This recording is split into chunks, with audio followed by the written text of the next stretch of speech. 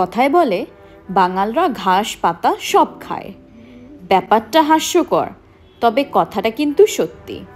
এই যেমন ধরুন, কলা গাছে কলা ধরার আগে মোচা খেলাম, তারপর কলা খেলাম, আর তারপর গাছের থোর খেলাম।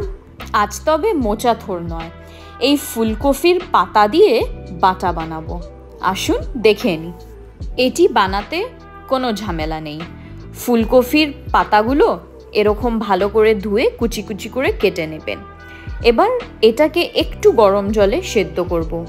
আমি একটা কড়ায় এখানে জল দিয়েছি আর অল্প পরিমাণে নুনটা দিয়ে দিলাম। এবার আমি পাতাগুলো ওপর থেকে ঢেলে দিচ্ছি।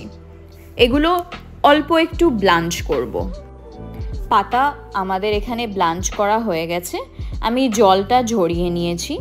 এবার এটাকে শিলনোড়ায় বাটবো।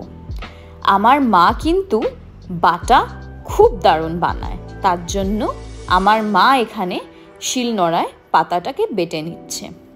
একটু স্বাদের জন্য আমি 2টো লঙ্কা দিয়েছি আর 4 কোয়া রসুন।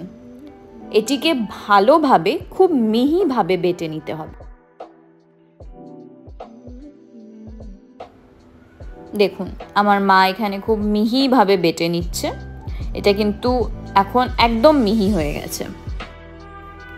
বাটার আগে পাতাটাকে এইভাবে একটু সেদ্ধ করে নিলে গ্যাস, অ্যাসিডিটি এইসবের সমস্যা একদম থাকবে না। দেখুন, একদম মিহি করে বাটা হয়ে গেছে। এবার একটি কড়াইয়ে আমি অল্প একটু সরিষার তেল নিয়েছি, আর তেল গরম হয়ে গেলেই আমি বাটাটা ছেড়ে দিলাম। এটাতে তেল একটু ছিটবে, খুব সাবধানে এটাকে করতে হবে। ব্যাস, এবার বেশি কিছু না, আমরা একটু নাড়াচাড়া করব। অল্প একটু হলুদ দিলাম, আর আমার নুনটা একটু কম লাগছিল, তাই আমি ওপর থেকে একটু নুন দিয়ে দিলাম। ঝাল কিন্তু বাটার সময় আপনারা নিজের পরিমাণ মতন দিতে পারেন। দেখুন, এটা একটু নাড়াচাড়া করছি।